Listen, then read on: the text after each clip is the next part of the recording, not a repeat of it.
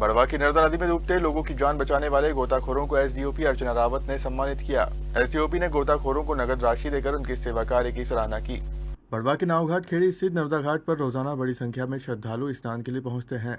गहरे पानी में जाने के कारण कई बार लोग डूबने लगते हैं। ऐसे समय में गोताखोर बाबूलाल मंगले, प्रदीप केवट और उनकी टीम लोगों के लिए जीवन रक्षक बनकर सामने आती है। गोताखोर नर्मदा नदी के साथ ही कुएं और तालाब में डूबे लोगों की घंटों सर्चिंग कर उन्हें बाहर निकालने में पुलिस की मदद करते हैं। उनके इसी सेवा कार्य को देखते हुए बड़वा एसडीओपी अर्चना रावत ने गोताखोरों को नगद राशि देकर सम्मानित किया।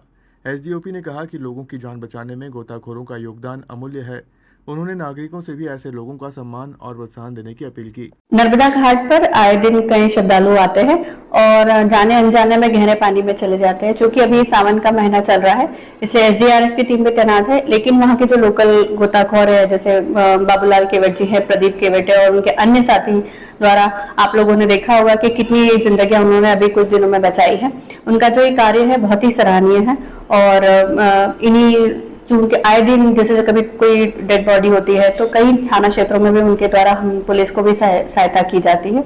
और इन्हीं सब चीजों को देख के जब मैं वहां गई तब उनके द्वारा कुछ परेशानियां बताई गई, तो एक सम्मान के तौर पर मेरे द्वारा एक उन्हें थोड़ा सा एक भेंट दी गई है।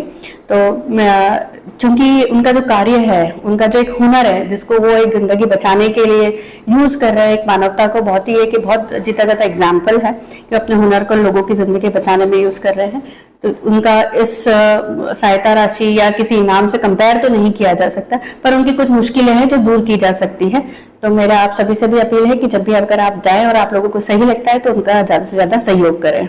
जैसे आज मैडम साहब आए थे, हमारे से चर्चा कर रहे थे कि बहू भी यहाँ डूबने वालों को आप बचाते हो, डूब जाते हो उसको निकालते हो, फिर नहर में तालाब में जहाँ भी कोई डूबता है तो आप जाते हो तो कोई राशि मिलती है।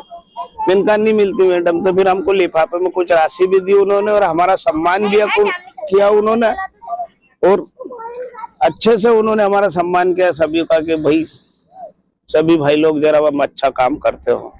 अब प्रशासन से मेरी यही मांग है कि मेरी तो अब उम्र हो गई, तो 2-4 जवान छोरे उनको यहाँ नियुक्त करे जाए तो कम से कम इस छोरों को भी हुनर सिखा दूं। तो कहीं पे भी हमारे जिले में ऐसा हादसा होता तो हमको बोलते तो चले जाते हम गाड़ियों से, या पुलिस की गाड़ी लेने आती है तो उसमें जाते हैं 4-5 छोरे।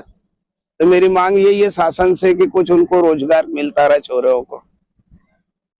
जी आज एसडीओपी मैडम आए थे क्योंकि हमारा कार्य वर्तमान में देखा जाता है कि यहाँ आए दिन हादसे होते रहते हैं। लोगों को यात्री बाहर से आते हैं, कोई डूबते हैं तो उनको बचाया जाता है हमारी टीम द्वारा।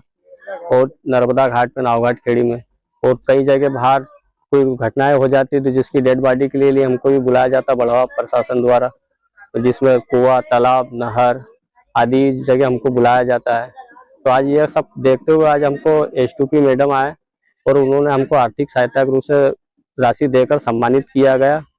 पर आने वाला समय में सीएस तारिया, इसलिए हमारे को प्रशासन से निवेदन है कि वर्तमान में यहाँ पर नर्मदा घाट पर कम से कम 4 से 6 13 गोताखोरों को नियुक्ति की जाए, जिससे कि उनका घर परिवार का पालन पोषण हो सके।